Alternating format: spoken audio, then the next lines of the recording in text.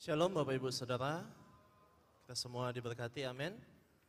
Saya percaya setiap pujian dan penyembahan kita itu berbau harum di hadapan Tuhan.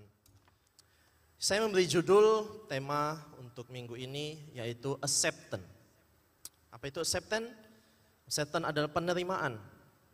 Nah, saya percaya bahwa setiap kita itu mau diterima. Setiap kita itu mau menjadi orang-orang yang diterima dimanapun kita berada. Nah, pertanyaannya adalah siapakah kita? Kalau saya berkata siapakah kita, apa sih yang muncul dalam pikiran Bapak Ibu Saudara? Mungkin ada yang berkata, oh saya orangnya kurus, oh saya orangnya gendut, oh saya orangnya tinggi, oh saya orangnya pendek, saya nggak punya apa-apa, keluarga saya adalah keluarga sederhana, oh kehidupan saya, seringkali yang muncul adalah perkataan-perkataan negatif. Seringkali yang muncul adalah perkataan-perkataan yang mungkin kekurangan dalam diri kita. Tetapi saya mau katakan kepada kita semua, Tuhan Yesus mati buat Bapak Ibu Saudara. Amin. Nah, apa itu acceptance? Oke. Saya percaya bahwa penerimaan atau kita semua ini pengen diterima dalam, saya katakan tadi, kehidupan kita. Ketika kita masih dalam kandungan, bayi dalam kandungan ingin diterima oleh orang tuanya. Ketika sudah remaja, anak-anak remaja mau diterima dengan orang-orang di lingkungannya, oleh anak-anak sebayanya. Ketika mulai dewasa, dia ingin diterima sebagai pribadi yang sudah dewasa. Padahal sebenarnya dia di antara anak-anak dan juga mau beranjak dewasa, itu di antara pemuda. Dan seorang tua pun, orang-orang tua pada saat ini, pasti mereka ingin diterima. Menjadi pribadi yang masih berguna. Setiap generasi butuh yang nama penerimaan. Setiap kita butuh yang namanya penerimaan. Tetapi seringkali itu tidak kita dapatkan.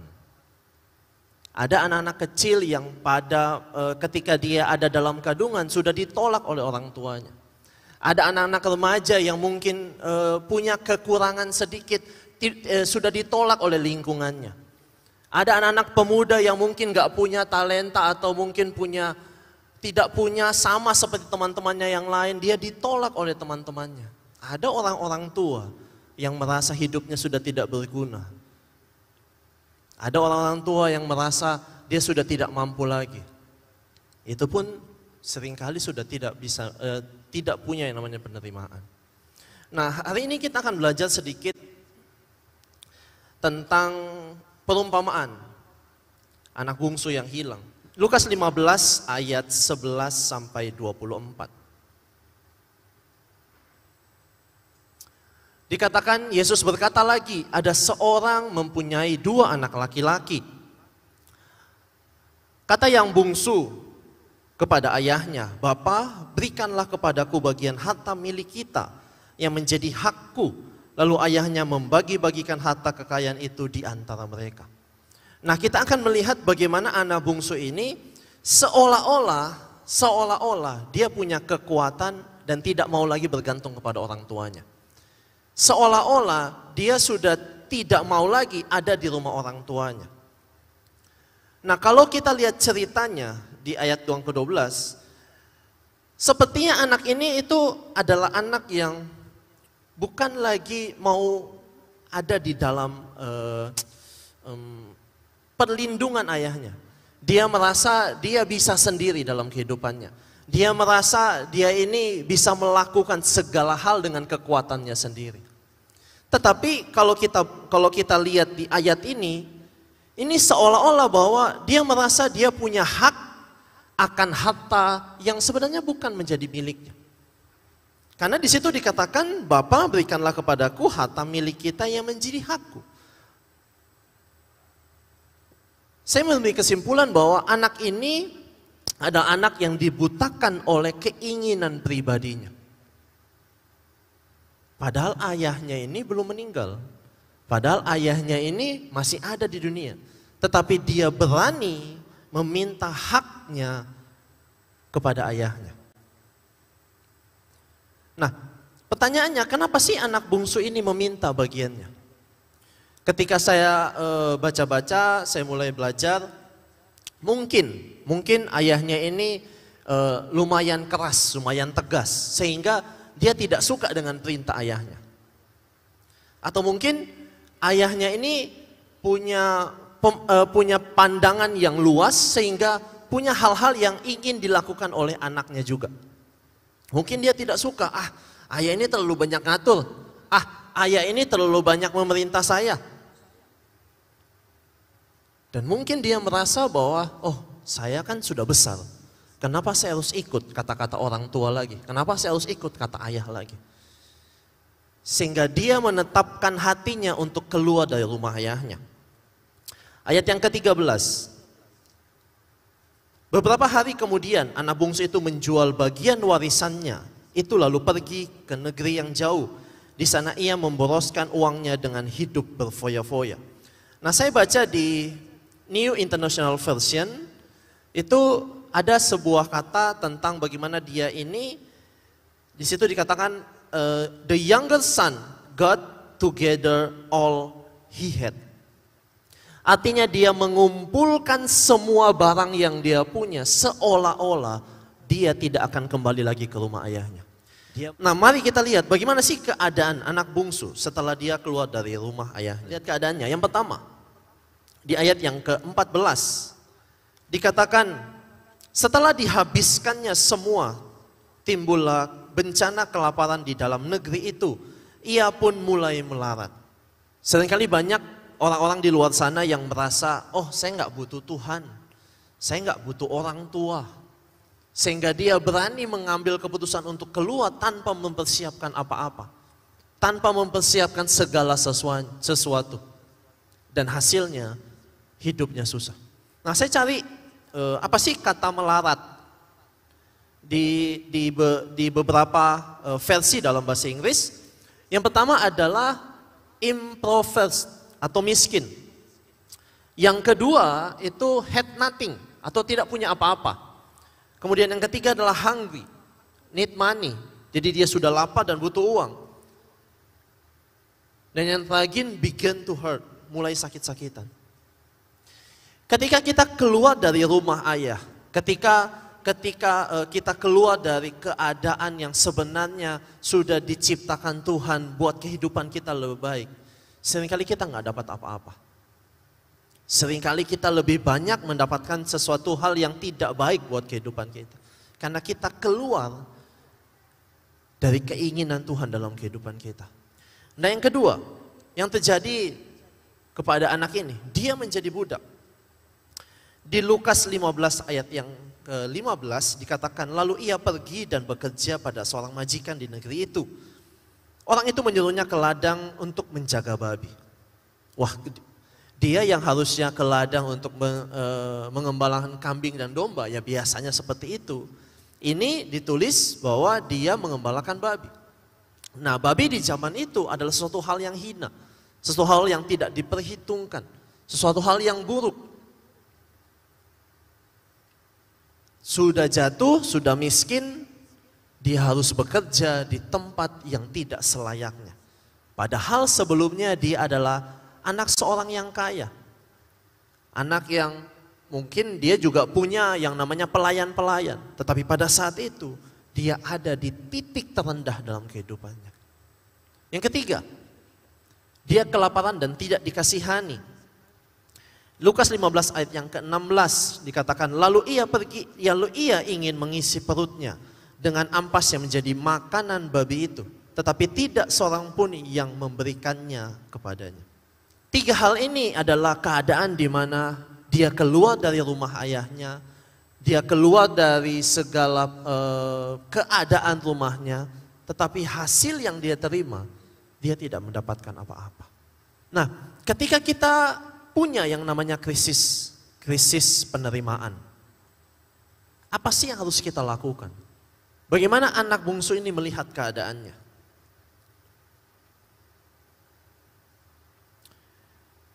Di ayat yang ke-17, lalu ia menyadari keadaannya, katanya, betapa banyak orang upahan Bapakku yang berlimpah-limpah makanannya, tetapi aku di sini mati kelaparan. Yang pertama adalah kita harus sadar. Oke, kita harus sadar, kita melihat dulu. Siapa sih kita ini? Siapa sih kita ini? Ketika anak ini sudah ada di titik terendah dalam kehidupannya, dia ingin membuktikan kepada ayahnya bahwa dia bisa hidup sendiri, dia bisa dengan kekuatannya sendiri. Tetapi pada akhirnya dia tidak mendapatkannya.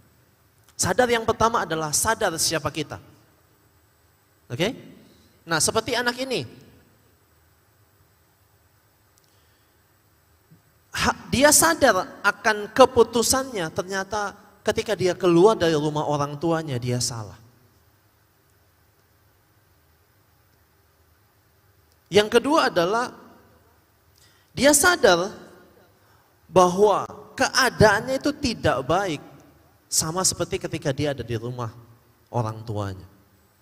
Dan yang ketiga, dia sadar bahwa rumah ayahnya banyak berkat. Saya percaya kita punya yang namanya penerimaan yang baik dari diri kita sendiri. Karena kalau kita bisa mengasihi diri kita sendiri, kita bisa mengasihi orang lain. Dan kita bisa mengasihi Tuhan. Jadi mari kita sadar bahwa keadaan kita, ada keadaan yang sudah luar biasa. Nah yang kedua adalah di ayat yang ke-18 dan 19. Di situ dikatakan, aku akan bangkit dan pergi kepada Bapakku dan berkata kepadanya, Bapa, aku telah berdosa terhadap sorga dan terhadap Bapa. Aku tidak layak lagi disebutkan anak Bapa. Jadikanlah aku sebagai salah seorang upahan Bapa. Yang kedua yang saya belajar adalah anak muda ini, anak bungsu ini merencanakan pemulihan. Ketika kita ada di dalam krisis penerimaan, ketika kita mulai sadar siapa kita mulai sadar kita jangan termakan oleh omongan orang lain. Kita jangan termakan oleh hasutan-hasutan orang lain.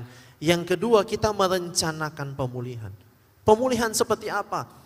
Kita belajar anak ini mulai merencanakan apa yang harus dilakukan ketika nanti dia pulang ke rumah. Banyak orang-orang yang merasa bahwa hidupnya ada yang kurang. Kok kayaknya saya kurang ini ya? Bukan karena orang lain, tetapi memang dia menyadari. Nah, kita rencanakan pemulihan. Kita tentukan tujuan apa yang harus kita apa tujuan yang harus kita lakukan dalam kehidupan ini. Kemudian bagaimana langkah-langkahnya supaya kita mendapatkan pemulihan tersebut. Dan yang ketiga adalah Lukas 15 ayat 20a dari pelajaran tentang anak bungsu ini. Di situ dikatakan maka bangkitlah ia dan pergi kepada bapaknya. Yang ketiga yang harus dilakukan, yang saya catat, yang saya belajar, lakukan segera. Ketika kita sudah merencanakan pemulihan, kita sudah merencanakan hal-hal yang akan kita lakukan, mari kita lakukan segera. Nah, kata bangkit di situ dikatakan rise up. Artinya kita memang langsung bangkit. Kita langsung melakukan apa yang sudah kita rencanakan. Nah, ini yang kita belajar juga. Apa yang penerimaan seperti apa yang didapatkan dari ayahnya? Ada beberapa hal yang ayahnya lakukan, yang mungkin dulu tidak pernah dilakukan. Yang pertama, ayahnya melihatnya. Mungkin dulu ayahnya melihat anak ini hanya seorang yang, dia bisa bekerja. Oh, kamu harus melakukan ini, kamu harus melakukan itu. Tetapi saya percaya bahwa ayahnya pada saat anak ini pulang, bukan sekedar melihat bahwa anak ini bisa bekerja. Tetapi ayahnya melihat bahwa inilah anakku. Lalu yang kedua adalah tergeraklah hatinya oleh belas kasihan. Allah atau Tuhan Yesus selalu mencintai kita apa adanya. Yang ketiga adalah berlari dan mendapatkannya. Yang saya belajar bahwa banyak orang-orang yang siap untuk menerima kita.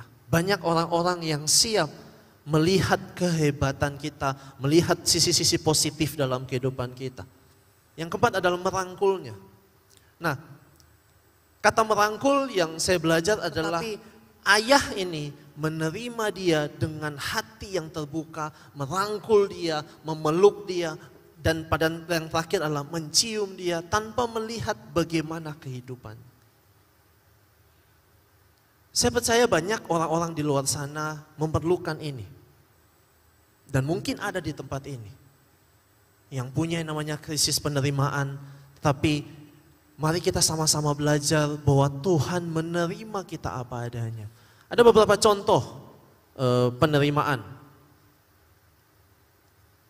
Yang pertama adalah wanita yang berdosa. Nah, ada hal yang menarik yang saya belajar di ayat yang ke 6b. Tetapi Yesus membungkuk lalu menulis dengan jarinya di tanah. Ketika saya belajar ini, saya bingung, apa sih yang ditulis oleh Yesus? Kita juga nggak pernah tahu ya apa yang ditulis oleh Yesus. Tetapi yang saya belajar adalah Tuhan Yesus merendahkan dirinya sama seperti wanita ini. Seolah-olah ingin berkata, "Nak, saya ada bersama-sama denganmu. Saya menerima engkau bagaimanapun keadaannya." Karena Tuhan Yesus menerima dia. Sekalipun dia ditangkap karena berbuat zina. Sekalipun dosanya itu sebenarnya saat itu dia harus dirajam oleh batu. Tetapi saya percaya Tuhan Yesus datang ke dunia ini bukan untuk menghukum setiap dosa kita. Tetapi ingin menyelamatkan orang-orang yang berdosa. Nah, yang kedua, tentang Sakeus. Apa yang dibutuhkan oleh Sakeus adalah penerimaan. Ketika orang lain tidak memandang Sakeus sebagai orang, karena dia seorang pemungut cukai, seorang pemeras, seorang yang mungkin tidak disukai banyak orang. Tetapi Tuhan Yesus mau menerima dia apa adanya. Dan hasilnya seluruh rumahnya diselamatkan. Dan orang-orang yang miskin dia kasih 4 kali lipat. Orang miskin dia bagi setengah hartanya. Dan orang-orang yang diperasnya dia ganti 4 kali lipat. Penerimaan yang kita terima oleh Tuhan Yesus menghasilkan buah yang luar biasa. Nah, yang terakhir adalah perempuan Samaria. Di Yohanes 14 ayat yang kelima. Hal yang menarik tentang perempuan ini adalah seorang yang sebenarnya saya lihat orang yang minder, tidak diterima. Kenapa saya bilang tidak diterima? Dia menimba air jam 12 siang. Yang ketika orang sudah selesai menimba air, dia pergi untuk menimba air. Di ayat-ayat sebelumnya, perempuan ini belum terlalu percaya kepada Tuhan. Tetapi ketika Tuhan Yesus membuka hal yang tidak baik dalam hidupnya, Tuhan Yesus membuka dosa yang mungkin hanya diketahui segelintir orang yang ada di kampungnya. Dia merasa, kok bisa ya? Kok bisa ya orang ini tahu kesalahan saya? Seolah-olah perempuan ini berkata, Tuhan, saya ini sudah berdosa. Tetapi Tuhan tetap menerimanya. Tetapi Yesus tetap menerimanya. Dan hasil dan buah penerimaan yang dia rasakan, perempuan ini rasakan, seluruh kampungnya diselamatkan. Kesimpulan yang ingin saya ambil bahwa gini, krisis penerimaan mungkin ada di setiap kita. Ada di setiap kehidupan kita. Karena itu adalah pilihan Bapak Ibu Saudara. Itu adalah sebuah pilihan yang kita harus pilih bahwa kita adalah ciptaan Tuhan. Bahwa kita segambar dan serupa dengan Tuhan. Jangan kita merasa bahwa hidup kita bukan siapa-siapa. Jangan kita merasa bahwa hidup kita bukan apa-apa.